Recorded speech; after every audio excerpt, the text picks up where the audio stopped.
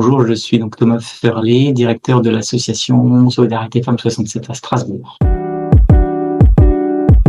Depuis sa naissance, dans les années 1975, l'association a toujours eu une seule mission, qui se décline en plusieurs actions, mais en tout cas n'a eu qu'une seule mission, c'est la lutte contre les violences faites aux femmes, toutes les violences faites aux femmes, mais notamment les violences de couple, dont les victimes sont majoritairement les femmes et les enfants.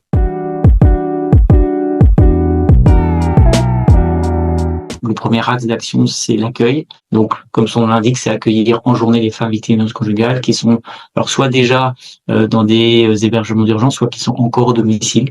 Et en fonction des demandes et des besoins, préparer au départ, si celui-ci n'est pas encore effectué, pour qu'ils soient le plus sécurisés pour elles et pour leurs enfants. Nous avons ensuite des structures d'hébergement, mais elles ont toutes la même mission, c'est permettre de donner aux femmes et aux enfants un logement sécurisé pour qu'elles n'aient pas l'obligation de retourner au domicile du conjoint. Puis, le troisième type d'action, c'est des actions de formation ou de sensibilisation auprès du grand public ou auprès des professionnels qui rencontrent dans leur activité professionnelle des femmes et enfants victimes de violences conjugales pour avoir la bonne posture, pour poser les bonnes questions et ensuite pour savoir orienter vers des associations spécialisées qui, après, développent un certain nombre d'actions, justice ou autres, vis-à-vis de ce public-là.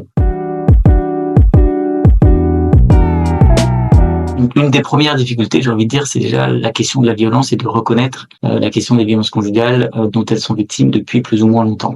Le principe de l'agresseur, c'est de faire en sorte que sa victime soit coupable de tout et capable de rien. Ensuite, c'est effectivement toutes les questions liées à la méconnaissance de leurs droits. Si je pars, à quoi j'aurai le droit? C'est toujours monsieur qui a géré, c'est monsieur qui a l'argent, j'ai jamais eu le droit de travailler, est-ce que j'aurai le droit à un logement, qu'est-ce que je vais devoir payer, etc. C'est aussi la question du lien avec les enfants. Le lien, alors, et ce lien, il est pas univoque, il va pas forcément que dans le sens de la victime.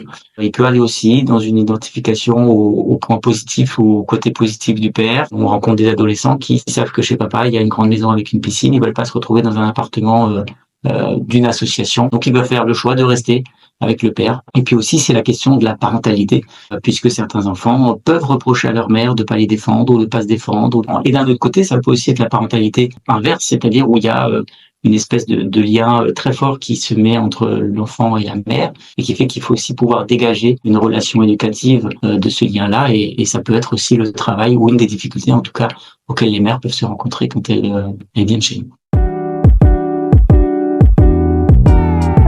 Ça a deux implications directes. La première, c'est que ça reconnaît les impacts directs des violences sur les enfants, parce que même si effectivement, alors pour le dire très schématiquement, monsieur ne tapez pas sur les enfants, on sait très bien qu'il y a des impacts directs d'entendre des coups, de voir la situation, d'entendre les cris, etc. Donc on sait qu'il y avait des impacts directs, d'autant plus que les stratégies utilisées par l'agresseur sont les mêmes sur l'ensemble des membres de la famille, même si la forme que prend cette stratégie n'est pas forcément la même en fonction de la place dans la famille. C'est-à-dire que la stratégie utilisée va être la même, mais la forme que va prendre la stratégie ne sera pas la même envers les enfants. Ce sera beaucoup plus vicieux, ce sera beaucoup plus détourné que vers la femme où ce sera beaucoup plus direct.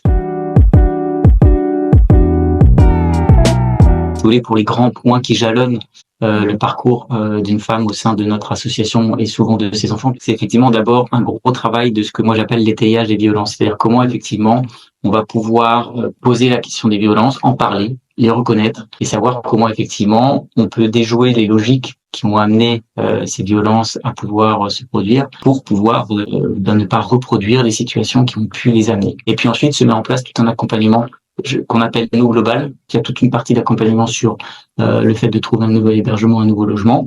Et après, il y a tout l'accompagnement sur le volet social, sur le volet de la santé, sur le volet de la scolarité. Donc tout ça se fait de manière parallèle. Et à l'issue, on essaye d'avoir la possibilité de donner à la femme et aux enfants accompagnés, enfin à la femme accompagnée en tout cas, la possibilité de travailler pour pouvoir prétendre à des demandes de logements sociaux. La sortie des violences implique toujours une précarité économique, et donc cette précarité économique, il faut qu'elle puisse la retravailler, ou en tout cas la combattre par le retour à l'emploi. Et le retour à l'emploi permet ensuite l'accession au logement.